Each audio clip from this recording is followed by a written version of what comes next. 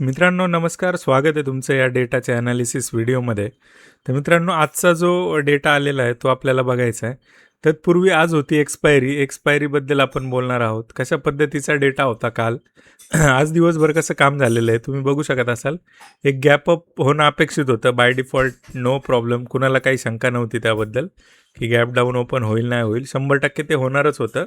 पण त्यानंतरून सस्टेन करणं आणि अपसाईडला मेंटेन राहणं हे इंट्राडे चेंजेसवरती आपल्याला ऑब्झर्व करणं इम्पॉर्टंट आहे.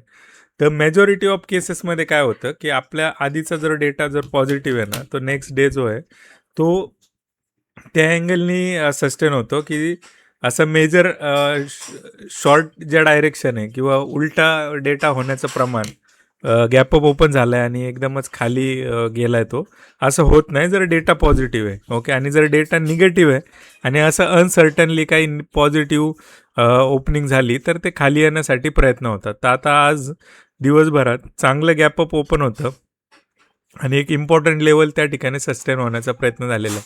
आता इम्पॉर्टंट लेवल अशासाठी आहे, 24,000वरती जे काम झालं आहे ना ते एकदम एक्स्ट्रा ऑर्डिनरी काम झालेलं आहे.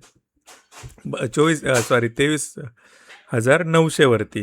ते 23,900ची जी लेवल आहे ती फार इम्पॉर्टंट लेवल आहे पुढच्या काळासाठी, ॲटलिस्ट एक्सपायरीसाठी. ओके, एक्सपायरी नंतर काय होतं आहे देव जाणे, पण आपल्याला ॲटलिस्ट एक्सपायरीसाठी एक लेवल मिळालेली आहे की एक्सपायरी ह्याच्या खाली होणार नाही. 100% ह्याच्या खाली होण्याचे चान्सेस ऑलमोस्ट निग्लिजिबल आहेत. ओके, निग्लिजिबल आहे. काही मोठं संकट आलं तरी पण एक्सपायरीला 23,900ची लेवल ही सस्टेन करणं इम्पॉर्टंट आहे. त्याचं 2 रिझन आहेत. डेटावरती पण बघू शकत असाल तुम्ही. अशा पद्धतीचा डेटा फार चांगल्या पद्धतीने पोझिशन ज्या आहेत त्या सेटल होण्याचा प्रयत्न होत आहेत. एक्सपायरी येऊ द्या. ओके, आणि एक्सपायरीच्या आदल्या दिवशी अशा पद्धतीचं एकदम मॅच्युअर्ड लक्षण फार कमी वेळा बघायला भेटतं. ओके, तर हे कधी बघायला भेटतं ज्यावेळी गोष्टी आहेत ना अनसर्टन्टिटी थोडीशी कमी होते. तर ही अनसर्टन्टिटी आपल्याला थोडीशी कमी होताना दिसते आणि पॉझिटिव्ह साईडच्या ज्या मुवमेंट आहेत त्या आपल्याला हे होताना दिसतात. आता फार पॉझिटिव्ह झालं आहे का तर नाही मित्रांनो, पण ॲटलिस्ट एक्सपायरीसाठीचा जो डेटा आहे तो पॉझिटिव्ह आहे. तो हा इम्पॉर्टंट डेटा ह्यांच्या अँगलनी पॉझिटिव्ह आहे. हे आपल्यासाठी फार इम्पॉर्टंट कार्य करत आहेत. कोण? FI. ज्यावेळी लॉंग टर्म डायरेक्शन आपण फाइंड आउट करतो. आता हे प्रो आहेत, हे उद्या दिवसभराचं जे गणित आहे ते बाय डिफॉल्ट इंट्राडेमध्येच त्याचा गेम करणार आहेत आणि ते कॉन्झर्वेटिव्ह आहेत. ते असं फार एक्स्ट्रा ऑर्डिनरी हे नाही आहेत. ओके, पोझिशन दोन्ही साईडने एकदम परफेक्टली हे जे असतात, त्यामुळे ह्यांचं गणित सोडून द्या. ठीक आहे, तर रिटेलर पण थोडासा हात आखुडते घेतोय. फारच एकदमच निगेटिव्ह जाण्याचा प्लॅन नाही आहे. पण हा जो डेटा आहे तो उद्यासाठी थोडासा पॉझिटिव्ह साईडला आहे. तर आता न्यूजचा इम्पॅक्ट कालचं हे होतं ॲक्च्युली, तर न्यूजचा इम्पॅक्ट असा फार काही नाही आहे. देशात जे वातावरण चाललं आहे ते थोडंसं एक निगेटिव्ह माहोल क्रिएट होतं आहे, पण डेटावरती तेवढा एक्स्ट्रा ऑर्डिनरी निगेटिव्ह माहोल तरी अजून तरी नाही आहे. अर्निंग्स काही कंपन्यांचे फार चांगले आलेले आहेत, तर त्याचाही फायदा होतो इंडेक्सला. जसं जसं हे सेटल होत जाईल तसं तसं आपली पण डायरेक्शन आपल्याला त्या हिशोबाने हे करावी लागेल.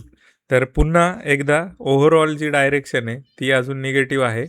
याचा अर्थ असा नाही की पुढचे काही सेशन्स पॉझिटिव्ह नाही होणार. ओके, तर ज्यावेळी इन्व्हेस्टिबल मार्केटची वेळ येईल त्यावेळी आपण अपडेट करू.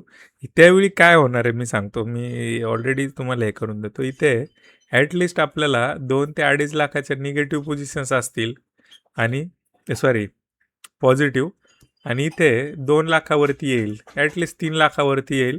अशा वेळी आपण ॲक्च्युअल लॉंगसाठी प्रयत्न करू शकतो. ओके, तर अशा हिशोबाचा डेटा आहे मित्रांनो.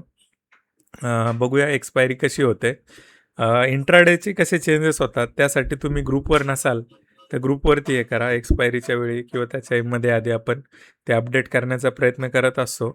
तर खाली ग्रुपचा लिंक दिलेली आहे, जाऊन चेकआउट करा, कनेक्ट व्हा आणि काही इन्साईट्स मी देण्याचा प्रयत्न करेल. काही कॉल वगैरे असं काही लाँग टर्मचं हे नसतं की हेच घ्या ते विका, असं काही कॉल नसतात. ते एक लर्निंग गोष्टी असते आणि कशा पद्धतीने डेटा चेंज होतो ते मार्केटवरती कसं दिसतं हे मी सांगण्याचा प्रयत्न करतो.